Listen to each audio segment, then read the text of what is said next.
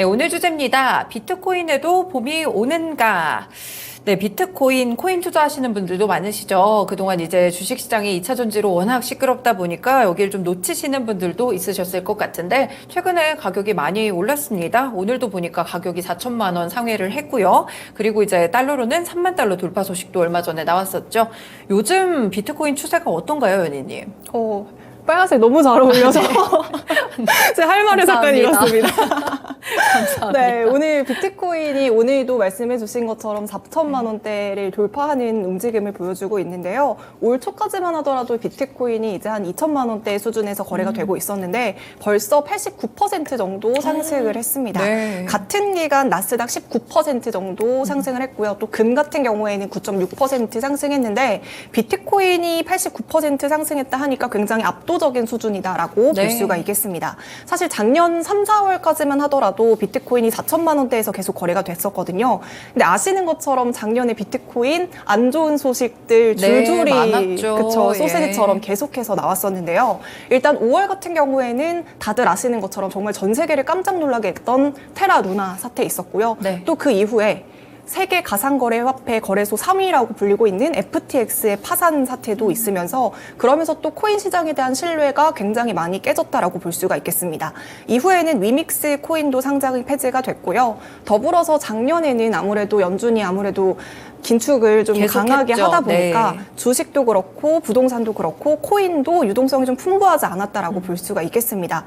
더불어서 올해까지만 해도 올 초까지만 해도 가상자산 화폐 시장에 악재가 있었는데요. SVB 파산하기 딱 이틀 전에 가상화폐 거래소에다가 이제 달러를 공급해주고 있는 미국의 시중은행이 있어요. 실버게이트라는 은행이 있었는데 그 은행도 작년 4분기부터 경영난에 계속해서 시달리면서 결국에는 청산을 하겠다라고 발표하면서 이 역시도 가상자산화폐 시장에 엄청난 악재로 작용했습니다. 그런데 최근에 이제 10개월 만에 다시 4천만 원대를 돌파하면서 관련된 기사들도 정말 많이 나오고 있더라고요. 비트코인 이제 다시 봄이 오냐 아니면 암흑기가 끝났나 굉장히 긍정적인 기사들이 많이 쏟아져 나오고 있어서 오늘 이 부분을 좀 같이 이야기를 해보려고 하고요.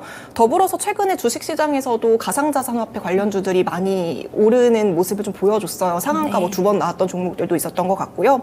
또 이에 따라서 그 펀드 자금으로도 좀 몰리고 있는데요. 올해 1월에 홍콩 증시에 상장된 삼성 비트코인 선물 ETF가 비트코인 상승세에 따라서 한 55% 정도의 수익률을 달성했다고 합니다. 네, 정말 많이 올랐네요. 비트코인이 이렇게 어느새 또 안 본 사이에 많이 올랐다고 하니까 상당히 좀 긍정적인 것 같은데 그러면 이제 비트코인이 악재가 좀 사라져서 급등한 건지 급등한 이유가 좀 궁금해요.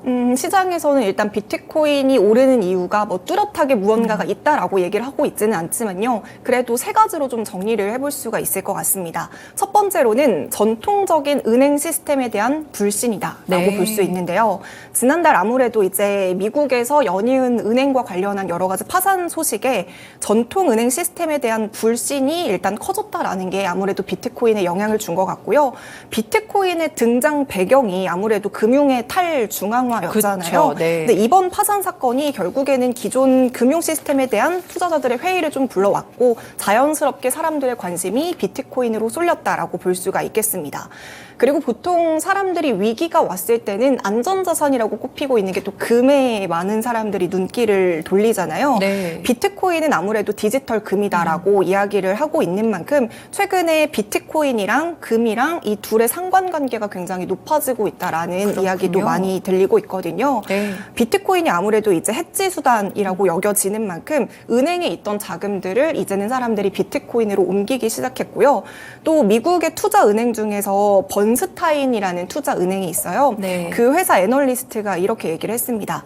안전자산으로서 금을 좋아한다면 비트코인도 당연히 좋아야 된다. 금과 비트코인의 상관관계는 위기 동안 증가할 뿐만이 아니라 이렇게 대규모 통화 약세가 지속이 되면 비트코인은 앞으로 금을 능가할 것이다. 이런 식으로 표현을 하기도 했습니다. 앞서도 이야기를 했지만 이제 금이 9.6%가량 많이 올랐어요. 금도 굉장히 많이 올랐지만 이에 비해서 비트코인이 지금 90%, 뭐 86%가량 올랐잖아요. 그래서 이제는 금을 좋아한다면 역시나 비트코인과 함께 이렇게 좀 가져가라라고 이야기를 하는 것 같고요. 더불어서 이제 가상자산에 투자하시는 분들은 또 이렇게 생각을 하고 있습니다.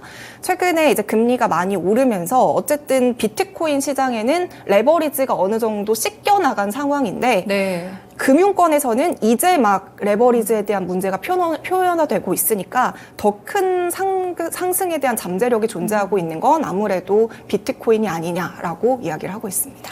네, 최근에 비트코인이 이제 오른 이유들이 아무래도 시스템 리스크에 대한 부분들이 불거지다 보니까 그런 것 같아요. 코인 시장을 생각하면 더욱더 위험 자산이 아닐까 이렇게 생각을 했었는데 최근 금과 또 비교를 해주시니까 확실히 좀 디지털 자산의 금이 정말 비트코인이 맞나 이런 생각이 듭니다.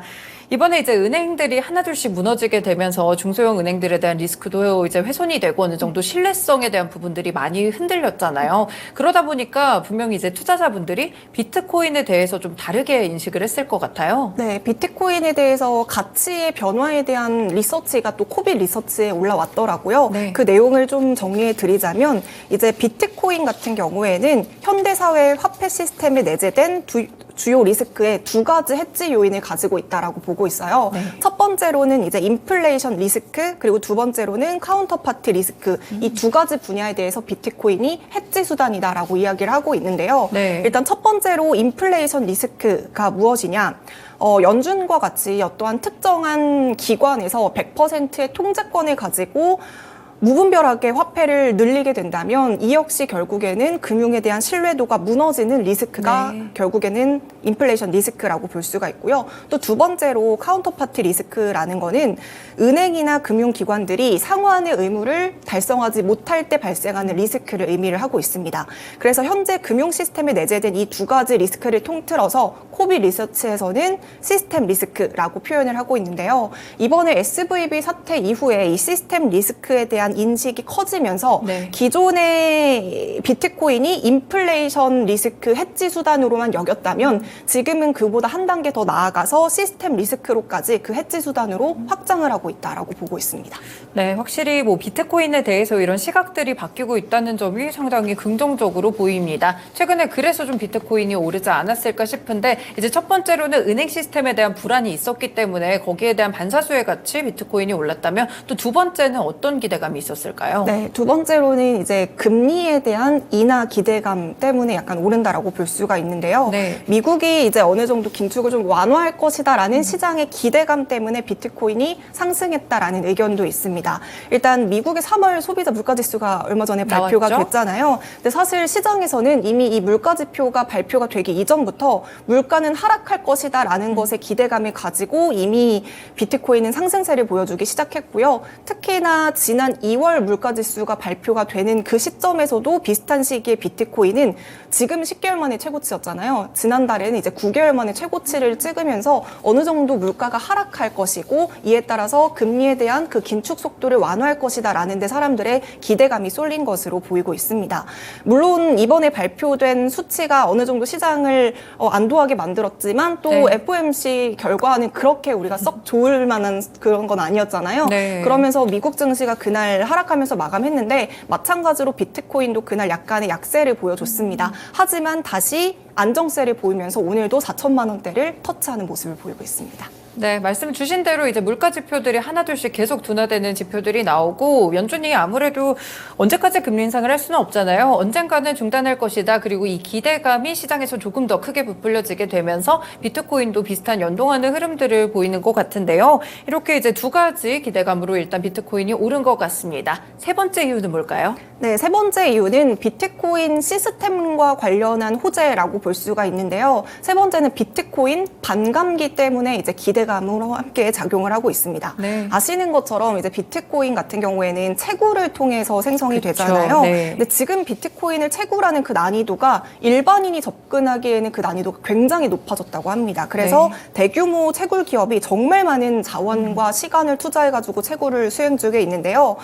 이때 비트코인에 이제 반감기라는 게 있습니다. 그 네. 비트코인을 창시했던 사토시 그 사람이 4년에 한 번씩 비트코인의 반감기가 오도록 이제 구조를 설계를 해놨는데요. 네. 이 비트코인의 반감기가 무엇이냐? 말 그대로 비트코인이 이제 채굴 보상으로 비트코인이 그 블록 한 개당 주어지는 채굴 보상이 있잖아요. 네. 이거에 대해서 채굴 보상을 절반으로 줄이겠다라는 게 바로 반감기라고 할 수가 있겠습니다.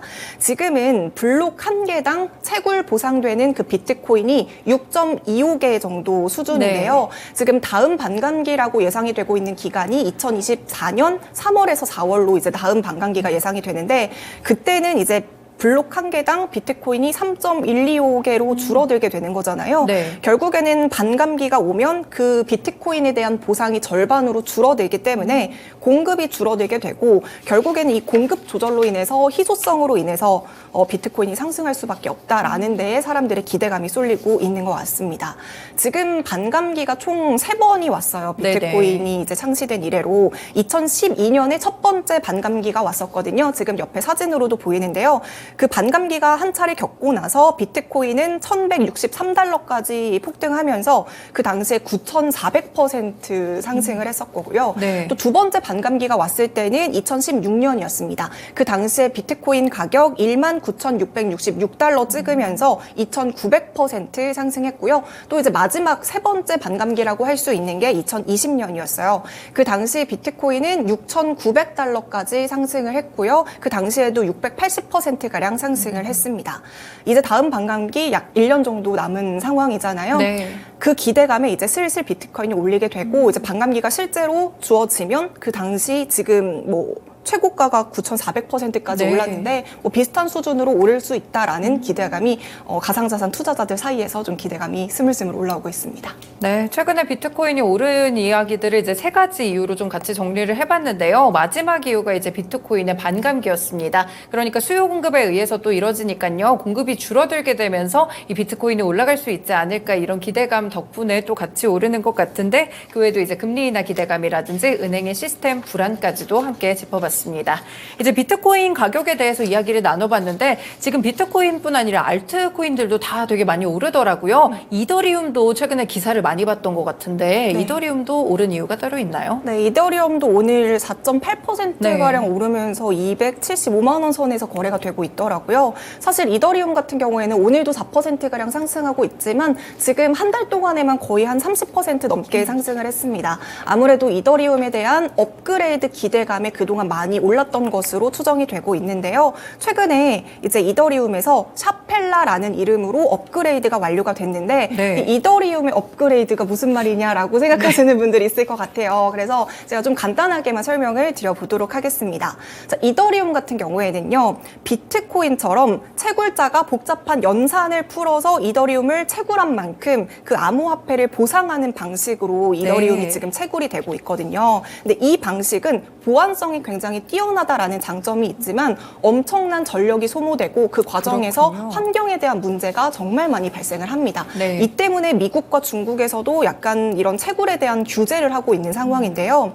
이거를 POW 방식이라고 네. 부르고 있습니다. 자, 근데 이와는 반대로 이제 POS라는 방식이 있거든요. 이 방식은 채굴이 아니라 코인을 많이 가지고 있으면 가지고 있을수록 채굴에 유리한 상태가 되도록 하는 게 바로 POS 네. 방식이라는 거거든요. 물론 제가 앞서서 POW가 보안이 굉장히 좋다라고 말씀을 드렸지만 이 POS가 과연 POW보다 보안이 좋은가에 대해서는 아직까지 커다란 감정이 이루어지지는 않은 상황입니다. 네. 하지만 결국에는 컴퓨터를 대규모로 돌릴 필요가 없기 때문에 친환경적이다라는 측면에서 에너지 비용이 많이 절감된다라는 장점이 있거든요.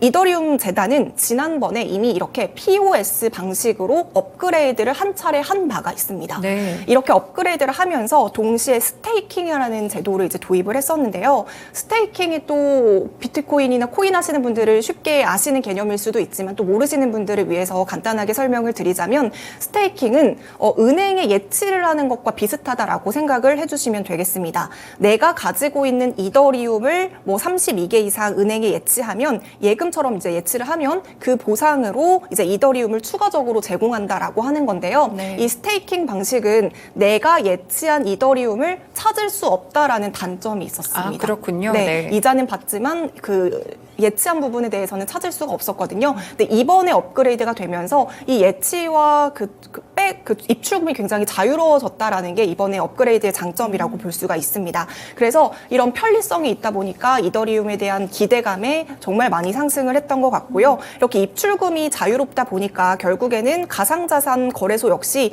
이 부분에 대해서 호재가 될 수 있다라는 측면에서 코인베이스 주가도 올해만 거의 100% 넘게 상승을 했습니다.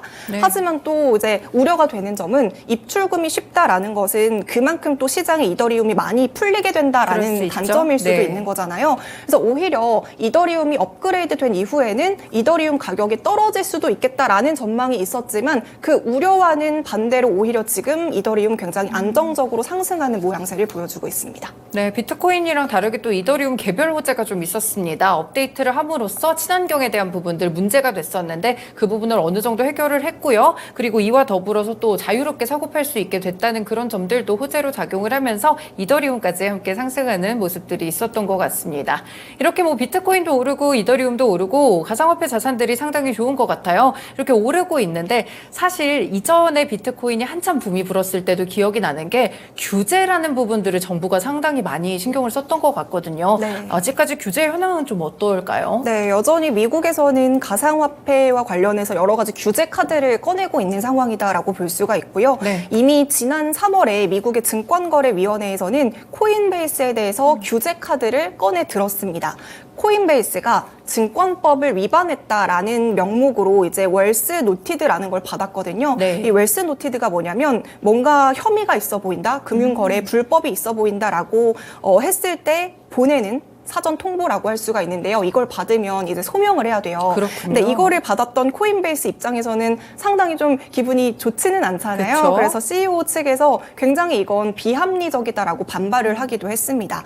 더불어서 이제 미국의 상품 선물거래위원회 역시 지난달 바이낸스를 대상으로 소송을 제기를 했었는데요. 소송 이유는 바이낸스가 이제 파생 상품에 대해서 규정을 위반했다라고 이제 소송을 건 상황인데요. 이 소송에 대한 결과도 올해 상반기 안으로 나온다고 하니까 이 부분에 대해서도 이제 코인 하시는 분들의 많은 관심이 좀 쏠려 있는 상황입니다. 네, 이렇게 기업들에 대한 규제 카드를 꺼내들고 있는 모습들도 있는데 그럼 채굴은 좀 자유롭게 이루어지나요? 미국에서 또 이제 최근에는 채굴자에게까지 규제를 하고 있는 모습이 좀 포착이 되고 있는데요. 네. 미국에서 암호화폐 채굴자를 대상으로 30%가량의 추가 세금을 부과하는 방향이 좀 제시가 되고 있습니다. 이제 재무부의 그린북에 지난달 3월에 발표가 됐는데 이런 내용이 적혀져 있습니다. 디지털 자산 채굴의 성장이 환경에 부정적인 영향을 미치며 이에 따라서 에너지 가격도 상승할 것이다. 그렇기 때문에 이 채굴자는 전기 사용량에 대해서 소비세를 내면서 환경의 영향에 대해서 채굴 활동을 좀 줄이겠다라고 규제를 한 건데요. 결국에는 미국에서 채굴자에 대해서 소비세를 부과하면서 암호화폐 채굴의 성장을 좀 억제하기 위해서 조치를 취하고 있다라고 볼 수가 있겠습니다. 그래서 미국에서 이렇게 채굴자뿐만이 아니라 기업이나 네. 뭐 시장 가상자산화폐 거래소에게 대해서도 규제를 하니까 네. 골드만삭스 임원 출신의 굉장히 유명한 투자자가 있어요. 라울 파일 씨인데 그분이 이렇게 얘기를 했습니다. 과거에 미국에서 은행에 대한 규제를 굉장히 심하게 넣을 때 은행들이 이 규제를 피하기 위해서 런던으로 떠났던 것처럼 지금 미국 내부에 있는 여러 가지 가상화폐 거래소나 기업들이 똑같이 미국을 이탈하게 될 것이다라고 이야기를 하고 있고요. 네. 그렇게 되면은 미국 기업이 이런 규제를 피해서 뭐 영국이나 런던으로 떠나게 되잖아요. 그럼 결국에는 그 나라에게 오히려 호재일 수 있다라고 그렇죠. 이야기를 하고 있습니다.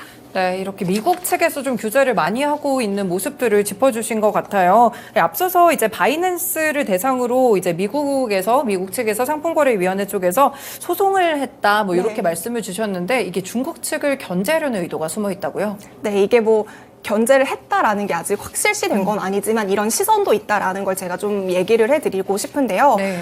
이번에 상품 선물거래위원회가 바이낸스에 대해서 소송을 거래했을 때 그 명목은 바이낸스의 자금 세탁 방지 의무가 미준수되었다라는 목적으로 소송을 제기를 했습니다. 네. 근데 이거를 숨은 의도를 살펴본다면 중국의 영향력을 견제하려는 의도가 숨어 있지 않냐라는 전망도 함께 나오고 있거든요. 그 이유는 바이낸스의 운영자가 중국인입니다. 네. 그래서 이 중국인이 중국이랑 당국과 굉장히 밀접한 관계를 맺고 있다라는 약간 찌라시 같은 것들이 많이 네. 나오고 있기 때문인데요.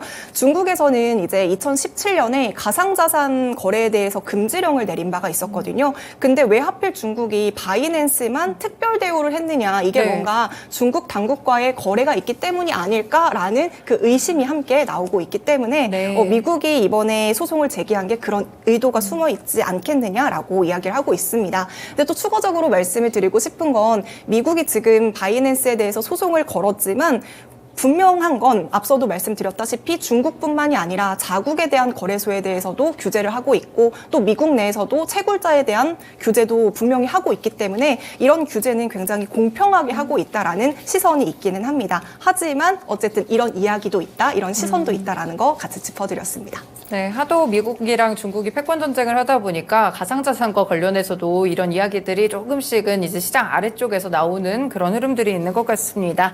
뭐 이렇게 비트코인에 대해서 가상화폐 자산에 대해서 함께 들어봤는데요. 이제 아무래도 주식시장 궁금하시겠죠? 관련 종목들도 좀 소개해 주세요. 네, 최근에 많이 올랐던 종목들도 있는데 그런 종목들은 대부분 약간 동전주들이 네, 많이 오른 경향이 맞아요. 있더라고요. 그래서 그 종목들은 제외하고 가상자산과 관련해서 이슈가 되는 항상 주목이 되는 종목들을 제가 한 4-5가지, 3-4가지로 가져왔는데요. 일단 첫 번째로는 우리기술 투자입니다.